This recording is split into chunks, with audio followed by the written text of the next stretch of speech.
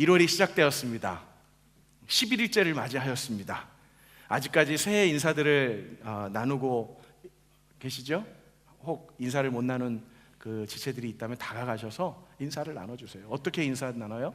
여러분들이 영어로 쉽게 할 수 있지만 한국말로 보통 인사를 하면 새해 복 많이 받으세요 이렇게 인사를 해요. 우리가 하나님을 믿고 모든 복의 근원이 하나님으로부터 온다는 걸 우리가 믿고 알고 있다면 우리 그리스도인들은 인사가 좀 달라야 되지 않을까요? 그래서 한번 연습을 해보겠습니다. 이전까지 그냥 입에 배서 새해 복 많이 받으세요, 새해 복 많이 받으세요 했다면 이제는 좀 다르게, 어렵지 않아요. 새해 하나님의 복 많이 받으시고 나누시기 바랍니다.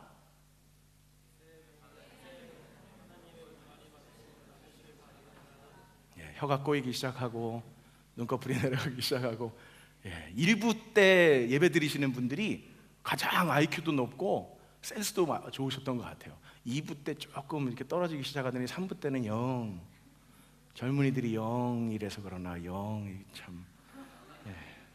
새해 하나님의 복 많이 받으시고 나누시기 바랍니다. 받기만 하지 마세요. 나눠줄 수 있어야죠. 그렇죠? 나눠주려고 받는 건 아니에요. 남 주려고 공부하시죠? 남 주려고 돈 벌죠? 흔들리지 말고 끝까지 나가야지. 오늘은 1월 11일 111입니다. 뉴질랜드 이머전시 폰 넘버 뭐예요? 111. 우리 유학 온 지 얼마 안 된 친구들은 이 무슨 소리야? 왜 111이야? 119 아닌가? 119? 미국은요? 미국까지 신경 쓸 겨를이 없어요. 그냥 뉴질랜드나 충실하세요. 뉴질랜드는 111입니다. 응급시에, 위험시에 자기 스스로 해결할 수 있으면 얼마나 좋겠어요.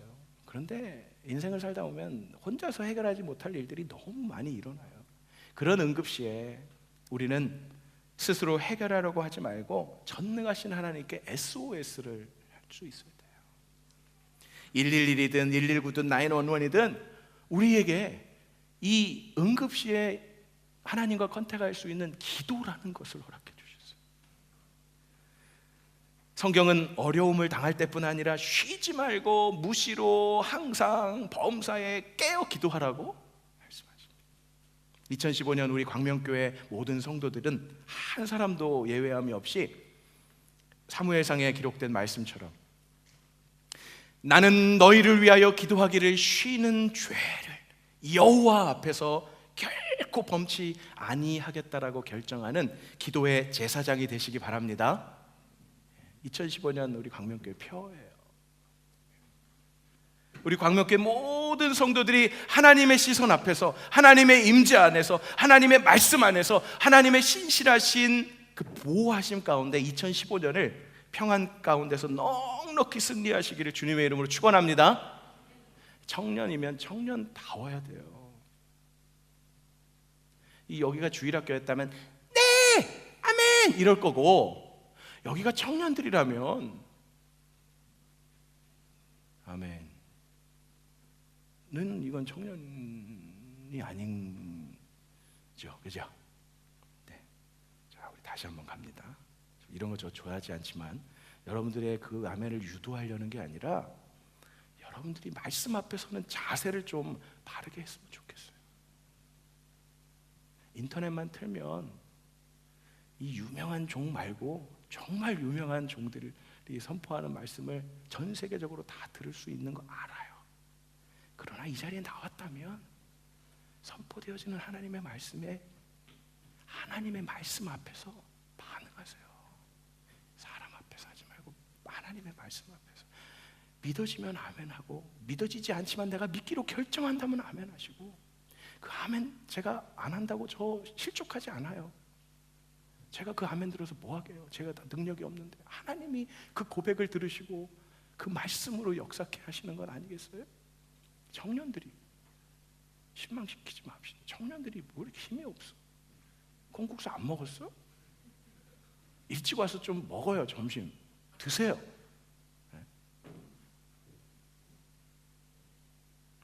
2015년 평안 가운데서 하나님의 신실하신 보호하심을 입고 모든 일들에 넉넉히 승리하시기를 주님의 이름으로 축원합니다. 처음에 잘해야지. 한번 뭐라고 한 다음에 이렇게 하면요, 이 효과가 별로예요. 지금 이 세상은 어떻습니까?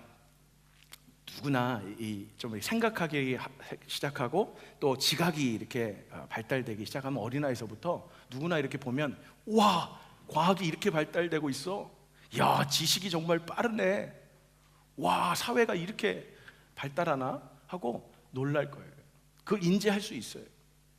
그런데 그 과학과 이런 문명만 발달되는 게 아니라 우리 안에 있는 도덕, 양심, 상식, 진리에 대해서도 세상이 변화되는데 어떻게 변하는지 아세요? 더욱 악하여지고 있어요. 무뎌지다 못해, 무감각해지다 못해 악해져 가고 있어요. 이전보다 못하지 않습니다. 더하면 더했지 줄어들지 않고 약해지지 않고 더 험악해져 가고 있어요. 그러기에 그리스도인들에게 필요한 것이 있다면 예수 그리스도께서 다시 오시는 그날까지 그냥 견디는 건 또 대단한 거지만 그걸로 만족하지 마세요. 이 약한 세대를 이길 보다 강력한 영적인 파워를 길러야 돼요. 특히 청년들이라면, 새벽 이슬 같은 주의 청년들이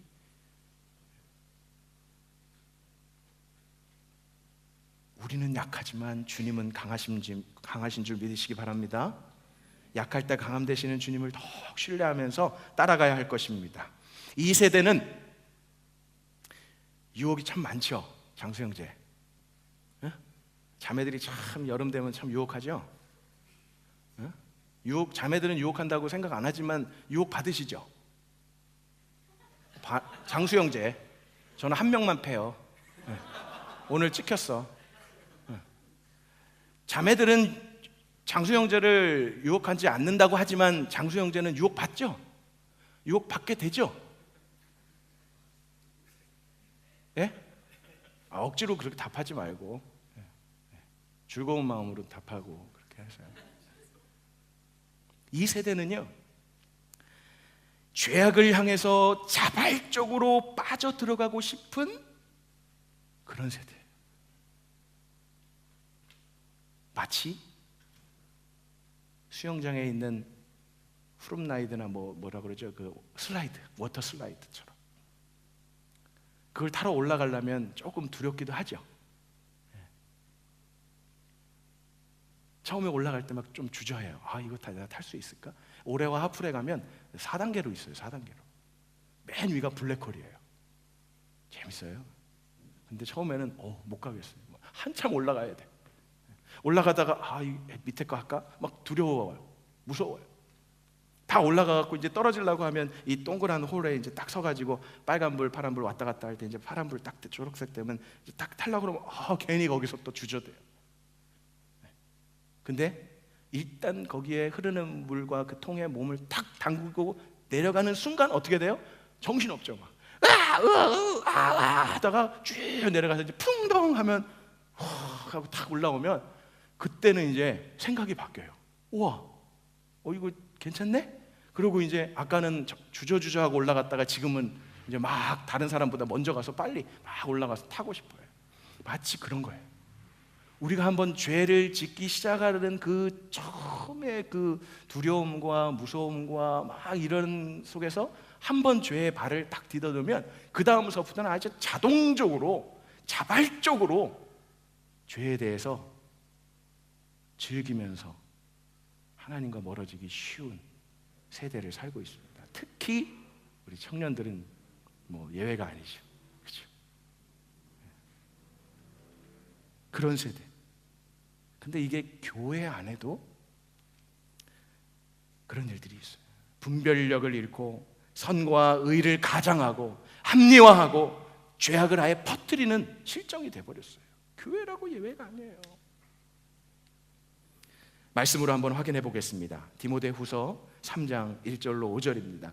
네가 이것을 알라. 말세에 고통하는 때가 이르리니 사람들은 자기를 사랑하며 돈을 사랑하며. 여러분들이 나는 돈 사랑하지 않아, 나는 이건 초월했어 하면 그냥 패스하면 돼요.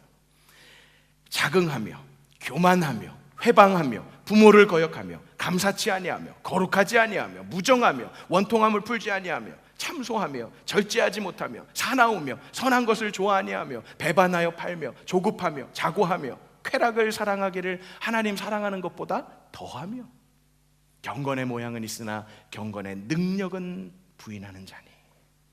그래서 이 같은 자들에게서 돌아서라 라고 말하는 거예요. 한 장만 더 가서 디모데후서 4장 1절로 8절입니다. 디모데후서 4장 1절로 8절 교독할까요? 제가 먼저 1절에 읽습니다. 하나님 앞과 산자와 죽은 자를 심판하실 그리스도 예수 앞에서 그의 나타나실 것과 그의 나라를 두고 엄히 명하노니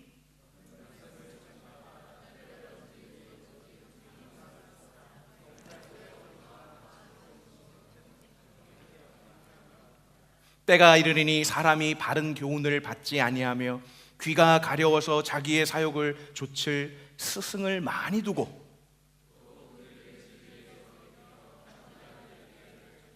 그러나 너는 모든 일에 근신하여 고난을 받으며 전도인의 일을 하며 내 직무를 다하라.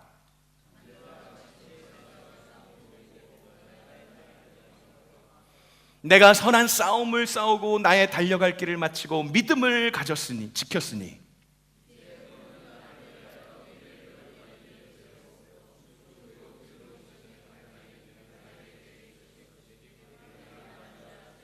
사모하는 모든 자에게니라. 아멘. 아멘. 그런 세대이지만 그런 세대 속에서도 근신하여서 고난을 받으며 전도인을 하며 각자의 사명을 잘 감당하며 선한 싸움을 싸우는 자들, 달려갈 길을 끝까지 달려가서 믿음을 지킨 자들, 그런 자들에겐 예비된 것이 있는데 의의 면류관이 예비되었다 합니다. 사도 바울뿐만 아니라 주의 나타나심을 사모하면서 그 길을 끝까지 지키고 견디고 감당해 나가는 자들을 위해서 의의 면류관이 예배되었다는 걸 기억하십시오. 앞으로 디모데후서 2장으로 한번 가보겠습니다. 디모데후서 2장 1절로 4절. 그래서 디모데뿐만 아니라 사도 바울이 디모데에게뿐만 아니라 우리에게 권면하는 말씀입니다. 디모데후서 2장 1절로 4절 같이 읽겠습니다. 내 아들아, 그러므로 네가 그리스도 예수 안에 있는 은혜 속에서 강하고 또 네가 많은 증인 앞에서 내게 들은 바를 충성된 사람들에게 부탁하라. 저희가 또 다른 사람들을 가르칠 수 있으리라. 네가 그리스도 예수의 좋은 군사로 나와 함께 고난을 받을지니 군사로 다니는 자는 자기 생활에 얽매이는 자가 하나도 없나니 이는 군사로 모집한 자를 기쁘게 하려 함이라. 그리고 바울은 계속해서 4절 이후 5절부터 농부에 대해서 그리스도인을 농부라 말하고 그리스도인을 경주자라고 말합니다. 왜냐하면 그들의 삶에는 정말 치열한 영적 전쟁이 있기 때문에 그래요. 그런 삶 속에서 우리는 너무나 자주 마음에는 원이지만 육신이 약해서 그렇게 핑계대고요. 세상을 살아가면서 하나님의 말씀과 세상 즐거움 사이에서 막 갈등해요. 근데 그 갈등이요, 놀랍게도 믿음을 가진 지 얼마 안 됐으면 그 갈등이 짧아져요. 왜? 안 돼. 내가 지금 이제 예수님 믿기로 결정했지. 내가 이제는 다시 또 말씀 순종하기로 했지 하고 갈등을 짧게 끝내는데 이 시간이 지나면서 이제 소위 말하는 은혜가 어떻게 된다고요? 자기가 떨어뜨려 놓고 맨날 뭐 누가 떨어뜨렸다고 그러면서 이제는 갈등의 시간이 길어져요. 갈등의 시간. 근데 그 갈등의 시간이 또 길어지다가 나중에는 어떻게 되는지 알아요? 갈등의 시간이 없어요. 왜? 이제는 자발적으로 사단에게, 자발적으로 마귀에게 우리의 정과 욕심을 내어주면 그렇게 돼요. 하나님의 말씀과 세상 즐거움 사이에서 갈등할 때가 많지만 마음으로는 하나님의 법을 따라 살겠다고 하지만, 말씀에 순종하며 살고 싶어 하지만, 자신의 삶은 정작 세상 것에 익숙해져 있기 때문에 끊임없이 갈등하고 타협하며 계속해서 싸웁니다. 이것이 영적 전쟁이에요. 이런 전쟁이 없이 평안한 상태도 있어요.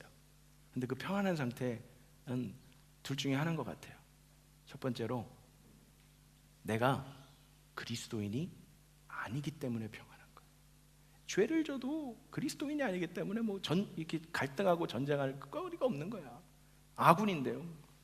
두 번째, 정말 하나님의 말씀 앞에 붙잡힌 바 되어서 다니엘과 같이 뜻을 정하고 결단해서, 어떠한 유혹이 많이 오죠. 그러나 그 유혹이 올 때마다 나는 약하고 주님 강하십니다. 주님께 붙어서 하나님의 전신갑주를 입고 나아가서 그 유혹과 그 시험 가운데서 담대하게 제거하고 물리치고 승리할 때 주는 평안함. 이 두 가지, 여러분들은 어느 쪽입니까? 바울이 고백한 영적 전쟁의 이 사례가 될 수 있는 오늘 우리가 읽은 여호수아 6장에 여리고성 전투가 나옵니다. 근데 이 전투라는 표현을 쓰긴 하지만 솔직히 전투 같지 않은 전투였죠. 한 명도 안 죽었잖아요, 아군은. 그래서 이 본문 말씀을 통해서 우리가 좀 이렇게 다시 한번 딱 굳게 잡을 수 있는 영적 교훈을 함께 나누고 싶습니다. 여러분들, 무엇이 문제입니까? 여러분 삶에? 가정 문제? 친구 문제? 이성 문제? 결혼? 진학? 또 취직? 혹시 여기 청년들 말고 우리 장년분들 몇 분 계시는데, 장년분들은 당연히 이 문제를 지금서부터 막 문제라고 생각하고 또 염두에 두시겠지만, 아직 청년들이 문제라고 생각 안 하는 문제가 있어요. 무슨 문제인 것 같아요? 청년들이 갖지 않는 문제. 이 뉴질랜드 땅에서 아직은, 혹시 있으면은 솔직히 대답해 보세요. 우리 청년들 중에서 지금 노후 문제 나는 걱정하고 있다. 나는 노후 문제를 지금서부터 지금 손을 이렇게 들으려고 한 거예요? 아니면 그냥 들어보려고 한 거예요? 가려워서. 긁어주세요. 뒤에서 긁어주세요 좀. 들어가지고 나는 어떤 노후 문제 좀 이렇게 조언을 들으려고 좀 갔는데, 혹 청년들이 노후 문제 지금 걱정해요? 아니겠죠. 직장 문제, 결혼 문제, 또 성적 이 문제, 시험이나 졸업을 할 수 있을까? 들어가긴 들어갔는데, 뉴질랜드에서 청년들한테 참 미안하게 처음에 제가 모를 때는요, 몇 학년이에요? 그랬어요. 근데 그게 여기는 질문이 안 되더라고요. 5년, 6년,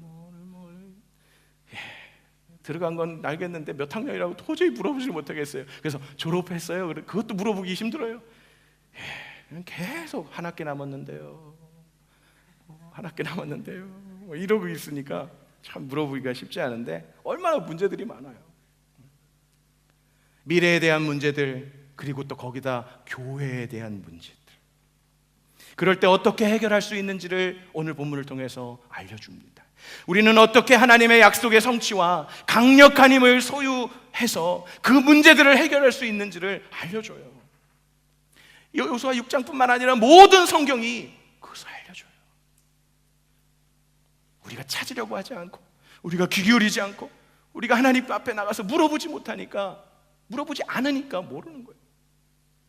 우리는 어떻게 하나님의 약속의 성취와 강력한 힘을 소유하고 그 영적 전쟁 가운데 승리할 수 있는지, 하나님의 백성으로서의 삶을 살 수 있을지 고민해야 되지 않겠어요? 그래서 오늘 본문을 통해서 함께 그 해결책을, 그리고 영적 교훈을 얻기를 바랍니다. 먼저 오늘 본문을 다시 한번 좀 살펴보겠어요. 짧게 해놓으셨네요. 제가 길게 했었는데 짧게 잘 해놓으셨는데, 색깔이 좀 틀린데 흐리지만 색깔이 틀린 부분을 제가 미리 좀 여러분들의 그 시간을 좀 세이브하기 위해서 또 다시 읽기가 그러니까 한번 뚝 눈으로 볼 때 가장 많이 나오는 단어가 뭐냐는 거예요. 지금 6장 6절로 11절까지 어떤 단어들이에요? 지금 노란색 보면 돼요. 언약궤, 여호와의 궤 앞에서, 여호와의 궤 앞에서, 여호와 앞에서, 여호와의 언약궤는, 이게 좀 성능이 안 좋네요. 요즘 이렇게 하면 다 넘어가던데. 궤, 뭐 이렇게, 지금 그런 단어들이 많이 나오죠. 두 번째 많이 나오는 단어는요, 지금 빨간색으로 제가 해놨는데 여기에서는 좀 이렇게 까맣게 블랭크로 보이는 것 같아요. 어떤 단어들이죠? 나아가라, 나아가서 7절에, 그리고 나아갈지니라 8절에 나아가며, 그리고 9절에 보면 다른 단어지만 행진하며, 행진하더라. 요약을 해봅시다. 제목을 붙인다면, 이 6장 6절로 11절 제목을 붙인다면, 여호와의 궤 앞에서 나아가라. 어려워요? 어렵지 않아요. 괜히 그거 가지고 이상한 제목 붙이지 마세요. 그냥 있는 거, 여호와의 궤 앞에서 나아가라, 행진하라. 그런데 여호와의 궤 앞에서 누가 나가야 되는 거야? 누가 행진하라는 거예요? 본문에 보면 제사장들이 나와요. 또 누가 나와요?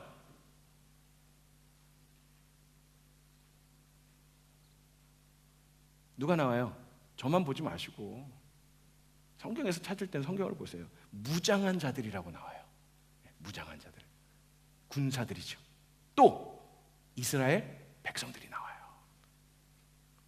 하나님의 명령을 들은 여호수아가 먼저 듣고 그 명령대로 모든 사람들에게 그대로 전하는 모습이에요.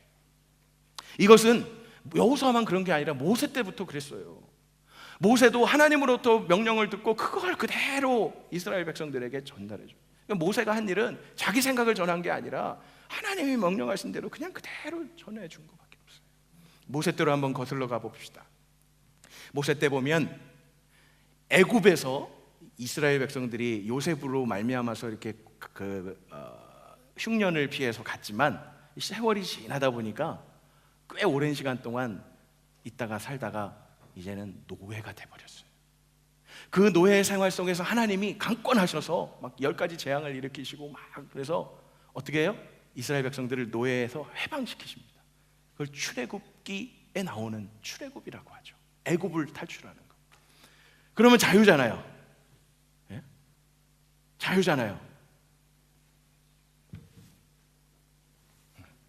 지금도 감명 깊게 본 쇼생크 탈출. 그러고 딱 끝나야 되는데 애굽 나오자마자 뭐가 앞에 다 가로막고 있죠?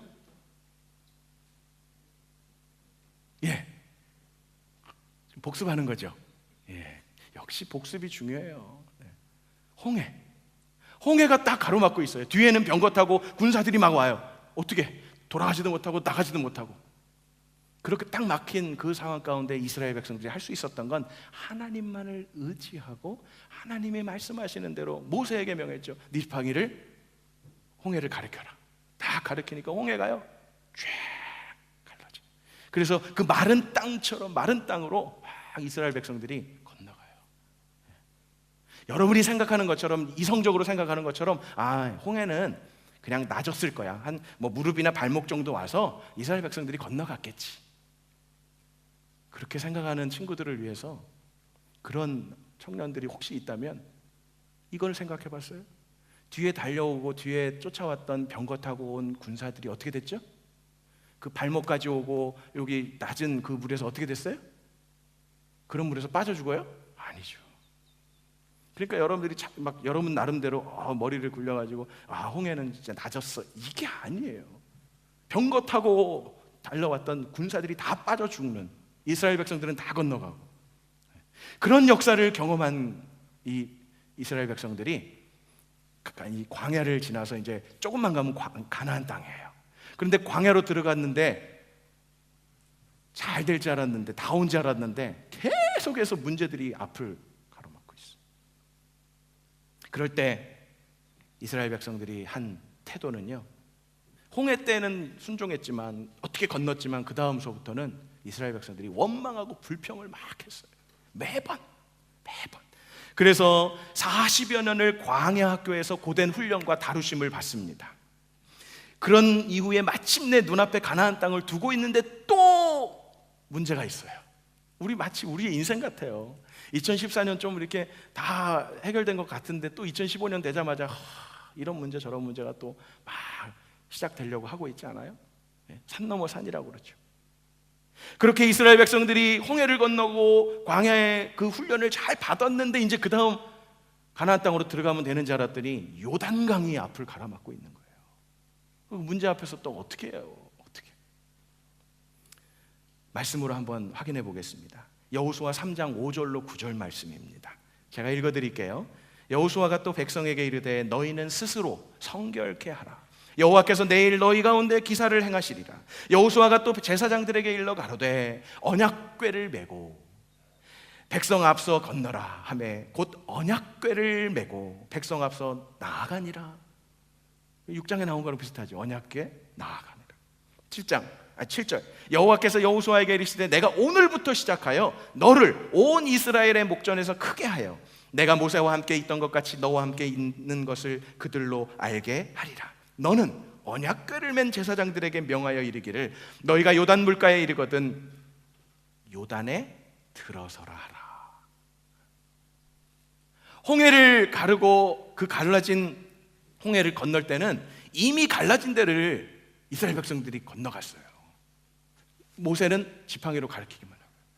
근데 40년의 그 광야의 훈련을 받고 난 다음에 이제 이 백성들이 조금 업그레이드가 됐는지 하나님이 좀 이 단수를 이렇게 좀 급을 높여서 요단강을 건널 때는 어떻게 하셨냐면 제사장들이 언약궤를 메고 요단강에 먼저 그 아직 갈라지지 않은 요단강에 발을 들어서서 디드라고 명하신 거예요.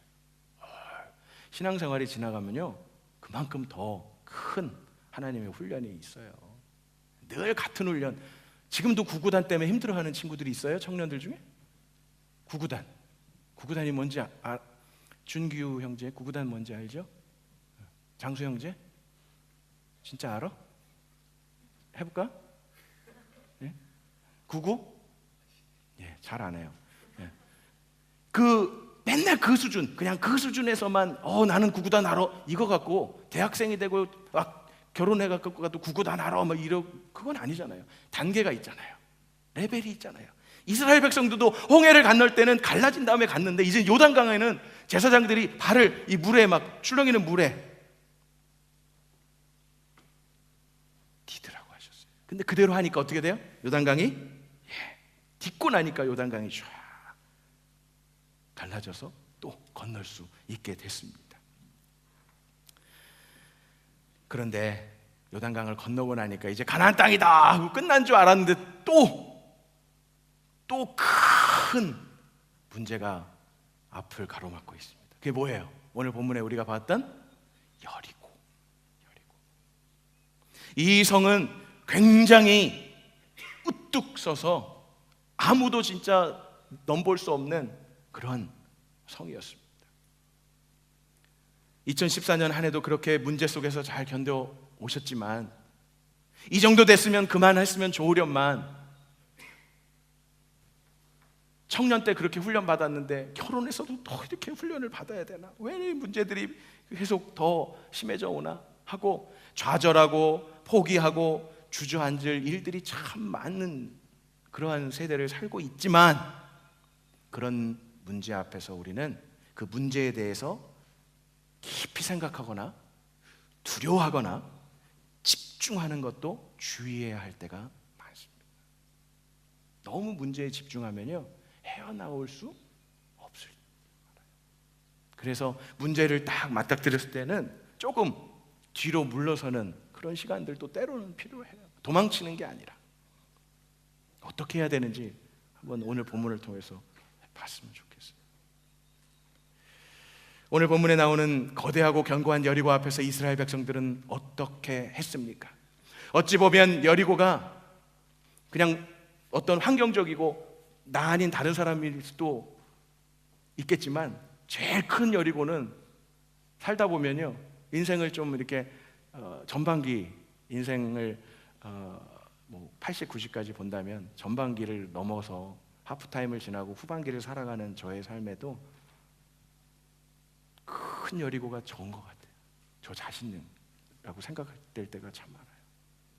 또 우리 부모님이 여리고라고 생각하는 친구들도 있을 것 같아요. 내 남자친구가 여자친구가 여리고라고 생각할 수 있어요.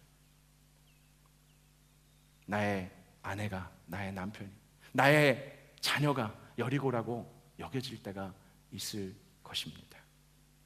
그러면 그 여리고 앞에 우리가 그냥 넋놓고 난 할 수 없어 하고 포기해야 되는 것은 아닌 것입니다. 그런 오늘 본문에 나오는 거대하고 견고한 여리고 앞에서 이스라엘 백성들은 남녀노소를 물어나고 그 맞닥뜨려진 문제 앞에서 어떻게 했습니까? 제사장들이나 무장한 자들이나 백성들이 이 여리고라는 문제 앞에 두고 어떻게 저 여리고를 무너뜨리지 하고 분석하고 해결책을 찾으려고 동분서주하지 않았습니다. 오직 하나님의 말씀을 듣고 순종하며 나아갔던 것입니다. 그들이 여호와의 궤 앞에서 나아가되 어떻게 나아갔는지 짧게 한 3가지로 생각해 보고 싶어요. 첫 번째, 하나님 앞에서 잠잠하며 나갔습니다. 그게 6장 10절에 나와요. 6장 10절 볼까요? 여호수아가 백성에게 명령하여 이르되 너희는 너희 음성을 너희 입에서, 이게 다 비슷한 말이에요. 소리치지 말라는 거예요. 다른 말로 표현하면 함부로 말하지 말고 조용히 있는 침묵 훈련을 하라는 의미입니다. 이스라엘 백성들은 여리고성 앞에서 이와 같은 훈련을 했습니다. 부정적인 이야기로 인해서 마음이 좋지 못한 감정, 생각이 생길 수도 있기 때문에 이야기하지 말라는 거예요. 침묵하면서 마음의 여유를 가지라는 거예요. 삶의 문제 앞에서 하나님에 대한 원망이나 주어진 환경에 대해서 너 때문에 원인을 자꾸 찾으려고 누군가에게 책임을 전가시키려고 막 집중하다 보면 부정적인 말이 나올 수밖에 없어요. 좌절할 수밖에 없어요. 그러나 그렇게 하지 않고 하나님의 은혜를 묵상해 보십시오. 지난 나를 통해서 모든 문제와 고난과 역경 속에서 하나님이 어떻게 해결해 오셨는가, 주셨는가 생각해 보시기 바랍니다. 그러면 믿음의 사람들이 할 수 있는 고백은 이거 하나밖에 없어요. 사도 바울의 고백이에요. 여러분들도 그런 고백을 할 수 있었으면 좋겠어요. 고린도전서 15장 10절입니다. 같이 고백하고 같이 또 그런 고백을 할 수 있는 그 소망을 가지고 함께 읽어보겠습니다. 그러나 시작. 그러나 나의 나된 것은 하나님의 내게 주신 그의 은혜가 헛되지 아니하여 내가 모든 사도보다 더 많이 수고하였으나 내가 아니요 하나님의 은혜로라. 나의 나된 것은 오직 하나님의 은혜라는 고백이에요. 아무리 문제가 태산같이 높다 할지라도 베푸신 하나님의 은혜와 사랑을 생각하면서 맞아, 그때 하나님이 나와 함께 하셨어, 하나님이 나를 그때 그렇게 도와주셨지 라고 생각하고 고백하시기 바랍니다. 그럴 때 비로소 문제 앞에서 부정적이고 조급한 마음이 아니라 여유와 긍정을 가지고 문제를 바라볼 수 있는 거예요. 하나님의 관점, 하나님의 시선. 하나님은 이스라엘 백성을 40년 동안 가나안으로 인도하셨던 것처럼 그런 과정을 거쳐서 우리의 인생에도 목적하신 바를 이루어 가실 것입니다. 내게 다가올 하나님의 놀라운 축복, 은혜, 그 사랑을 기대하십시오. 소망 가운데 믿음의 눈을 들어서 마음의 여유를 가지시기 바라요. 사랑하는 청년들이요,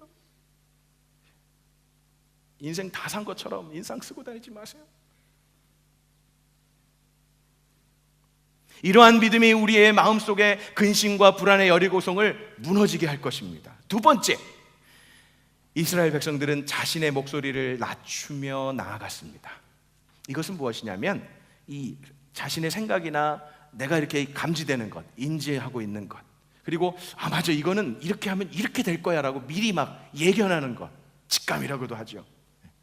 현실감, 자기 딴에는 현실감이라고 그래요. 그러면서 그러한 것들을 이야기하지 말라는 거예요. 그냥 겸손하라는 거예요.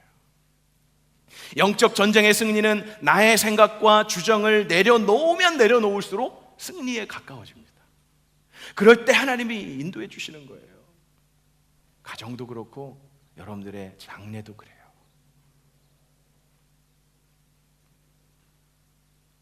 공동체에서 이제 새롭게 목장이 또 편성되죠. 또 가정에서 구성원들이 있죠. 누구 하나에 달려 있는 게 아니라 각자가 자신의 목소리, 자신의 그런 어떤 주장할 것을 내려놓으면 내려놓을수록 그 공동체는 행복해지는 거예요. 내가 희생하고 내가 겸손하게 되면 그 공동체와 그 그룹 그리고 그 가정은 생명력이 넘쳐나는 거예요. 교회도 예외가 아니에요. 이 겸손이다라는 것 우리 청년들 앞에서 제가 좀 척을 해봐야죠. 겸손을 영어로 humility라고 하나요? 그죠? 그런데 이 뜻은 낮춘다라는 거예요. 영어적인 라틴어의 원어가 있어요. 후무스라고 해요. 후무스. 그 원어의 참 뜻은 뭐냐면 부식되다, 썩다, 뭐 이렇게 표현하면 좀 썩다, 부식되다, 사가 없어진다, 뭐 이런 표현. 우리의 삶 속에 겸손함이 있어서 내가 썩어지고 내가 부식되고 내가 녹아지면 옥토가 되는 거예요. 좋은 열매를 맺을 수 있는 거예요. 하나님께서 이스라엘 백성에게 여리고성 앞에서 하신 말씀은 네 목소리를 낮추고 겸손하라는 것이에요.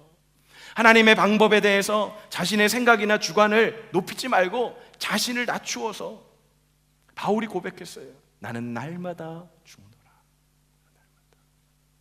하나님 앞에 겸손함으로 나아갈 때 어떠한 여리고성의 문제라도 넘어설 수 있고 하나님의 약속이 우리 가운데 성취되는 것을 목격할 수 있고 경험할 수 있게 되는 것입니다. 마지막 세 번째, 이스라엘 백성들은 하나님을 철저히 신뢰하며 나아갔습니다. 여리고성 함락을 위한 하나님의 이 세 번째 전략은 이렇게 너희 앞에 너희 입에서 아무 말도 내지 말고 조용하라 했잖아요. 근데 계속 조용해라 한 게 아니에요. 그렇게 그 여리고성을 하루에 한 바퀴씩 계속 돌고 그렇게 하다가 내가 너희에게 명령하여 외치라 하는 날에 외칠지니라 라고 말씀해 주신 거예요. 여리고성은 견고한 성이었습니다. 그 큰 성을 앞에 두고 그들이 할 수 있었던 것은 그냥 조용히 하고 언약궤 앞에서 이렇게 성을 도는 거예요. 계속.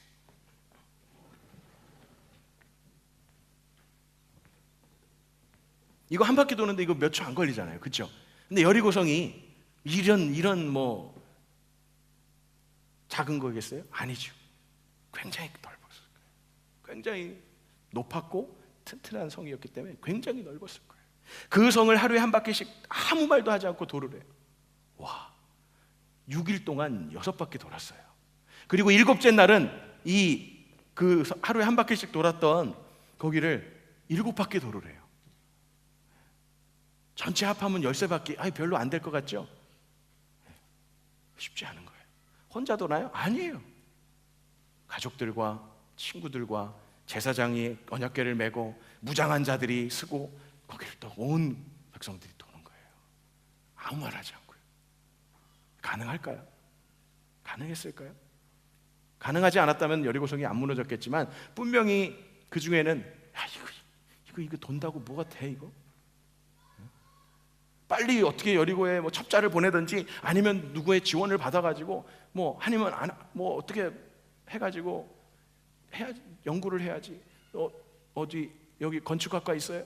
그러면 건축학과 다 모여. 이 여리고를 어떻게 지었는지, 그럼 어디가 뭔가 약점이 있을 거 아니야? 의논하자고. 또 군인들, 또 군사학 배운 사람들 모여. 이 권법을, 이 병법을 어떻게 써야 이 여리고를 이길 수 있을까? 막 의논하고. 그런 거 하지 않았다는 거예요. 그냥 전적으로 하나님을 향한 철저한 신뢰와 믿음을 가지고 나간 거예요. 하나님은 악을 선으로 바꾸시고 합력하여 선한 열매를 맺게 하시는 분이십니다. 우리의 삶에 고난과 힘든 일이 있다고 할지라도 하나님의 말씀에 순종하는 자에게는 삶의 역전을 경험하게 하세요.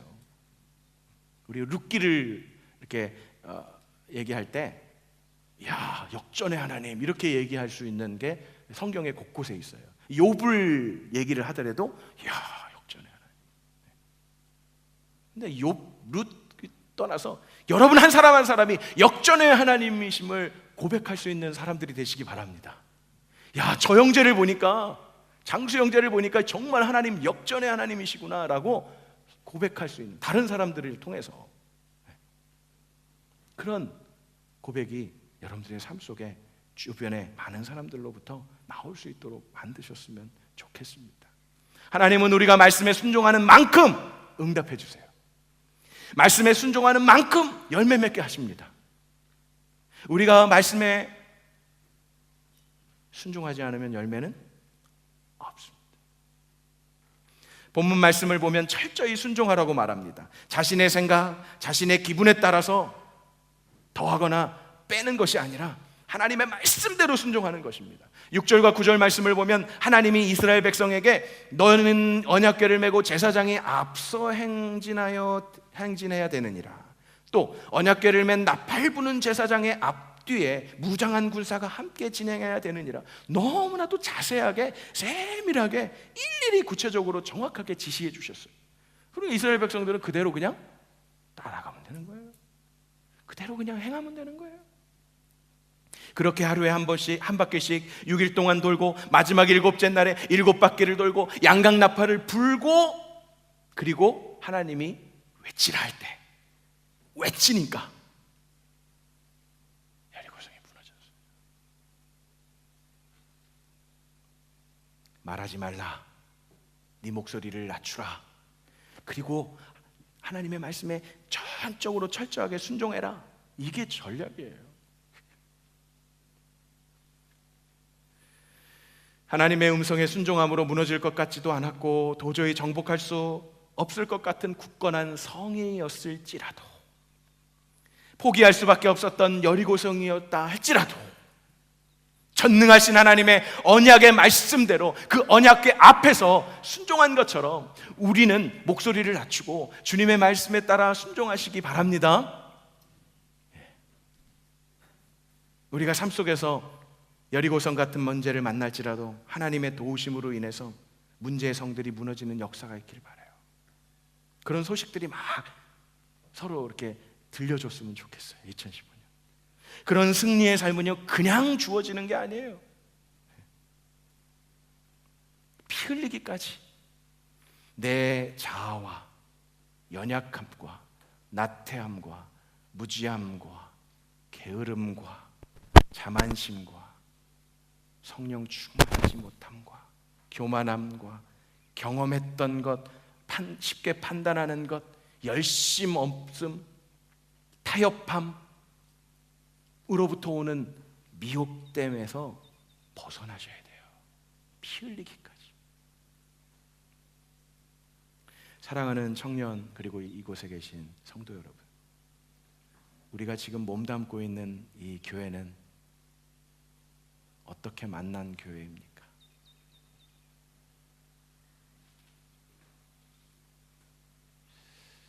뉴질랜드에 제가 15년 차 살아가고 있습니다. 많은 청년들이 이 땅에 와서 공부도 하고 일도 하고 또 결혼도 하고 그렇게 살아가고 또 떠나고 많이 봤어요. 잠깐 뉴질랜드 왔을 때 다니는 교회? 그냥 한국 사람들 만나고 한국 음식 먹어야 되니까 믿음은 없지만 그래도 그냥 잠깐 그냥 놀러 가는 교회? 괜찮아요. 그렇게 처음에는 그렇게 많이들 와요. 그러나 그 뒤에 역사하시는 하나님의 계획을 믿는 눈으로, 믿음의 눈으로 보면 결코 그냥 지나가다가 온 교회가 아니에요. 그냥 마음 내키면 가고 마음 안 내키면 뭐 훌쩍 떠나서 그냥 아무데나 가면 다 환영해 주는 것 같죠? 여러분들의 이 믿음에는 전혀 도움이 안 돼요. 그냥 제 개인적인 거예요. 제 개인적인 그냥 바람이에요. 사랑하는 청년 여러분, 교회 옮기기를 그렇게 식은 죽 먹기 옮기지 마시고, 적어도 결혼하기 전까지는 내가 이 교회에 무슨 일이 있어도 믿음을 자라게 하고 섬기겠다라는 결단을 하세요. 결혼하고 난 다음에는 좀 더 틀려지죠. 혼자가 아니라 이제 누군가 생기니까 그때는 더더욱 결혼해서 있으면 그건 정말 굿이고, 혹시 지방을 옮기거나 아니면 나라를 옮기게 되면 어떻게 할 수 없잖아요. 그런 때는 어쩔 수 없다 하더라도 이 좁은 뉴질랜드에서 1월에는 이 교회, 3월에는 저 교회, 2014년에는 이 교회, 2016년에는 저 교회. 예, 충분히 이해합니다. 저도 교회를 옮겼는데요. 충분히 이해해요. 그러나 그 마음을 잘 다시라는 거죠. 마음을. 그래서 하나님의 말씀 앞에 서야지 사람 앞에 서지 마십시오. 환경 앞에 서지 마십시오. 하나님의 말씀 앞에서. 어떻게 만난 교회입니까? 어떻게 얻은 구원입니까? 어떻게 얻은 생명입니까? 그 생명과 구원과 그 교회를 사단에게 쉽게 내어주지 않았으면 좋겠어요. 여러분들의 그 영성을 좀 강하게 하셨으면 좋겠는데 다른 방법 없어요. 다른 방법 없어요. 십자가 앞에 설 때마다 여러분들 안에 떨림이 있기를 바랍니다. 하나님의 그 무한하신 사랑 앞에 나아가고 묵상할 때마다 여러분들 안에 울림이 있기를 원합니다. 그리고 성령님께서 내 안에 역사하시고 내 안에 불어넣어 주시는 그 거룩함으로 인해서 성령님과 좀 어울림이 있기를 원합니다. 막 성령님이 들어오면 괜히 막 이렇게 어색해서 나는 죄인입니다 하고 성령님은 거룩하시니까 막 어색해하고 그게 아니라 성령님과 어울리고 하나님의 사랑에 막 울림이 있고 십자가를 바라볼 때마다 막 떨림이 있고, 그게 진정한 영성 아니겠어요? 나의 자아의 소리를 줄이고 어둠의 권세를 이기신 주님의 십자가 앞에서 떨림이 있기를 원합니다. 독생자를 주시기까지 우리를 사랑하신 하나님의 말씀 앞에 울림이 있기를 원합니다. 육신의 소욕이 아닌 성령의 소욕을 따라 성령님과 함께 어울림이 있는 그런 영적 전쟁의 용사들이 되시기를 주님의 이름으로 축원합니다. 이 영적 전쟁을 혼자서 싸우라는 것이 아니에요. 여호와의 궤 앞에서 누가 있었어요? 제사장들이 있었어요. 무장한 자들이 있었어요. 그리고 모든 백성들이 합심해서 나아가야 되는 것입니다.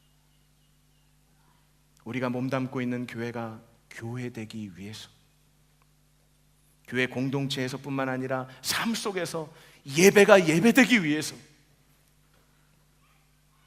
정말 조금씩 힘을 내서 하나님의 궤 앞에서, 하나님의 임재 앞에서 더 힘써서 나아가시는 저와 여러분 되셨으면 좋겠습니다. 어떻게 해요? 내 목소리를 낮추고 하나님의 음성에 귀 기울이고 순종함으로 기도의 무릎으로 가까이 나아가십시오. 여호와의 궤 앞에서, 하나님의 말씀 앞에서 더욱 눈과 귀를 기울여 보십시오. 그러면 승리의 소리가 들릴 것입니다. 2015년 기도의 제사장이 되어서 여호와의 궤 앞에서 행진하며 나아가되 여러 가지 문제 앞에서 기죽지 마시고 하나님의 음성에 귀 기울이고 침묵하고 하나님께 외치고, 하나님께서 외치라고 하시는 그때 외쳐야죠. 아무 때나 외치면 안 되고. 그래서 기다리고 기도하며 나아가며 하나님의 때가 되어서 외치라 하실 때에 주저하지 말고 쭈뼛쭈뼛하지 말고 믿음으로 선포하면서 담대함으로 나아가서 승리의 그 영광을 누리게 하시는 하나님의 역사를 경험하시는 저와 여러분 되시길 주님의 이름으로 축원합니다.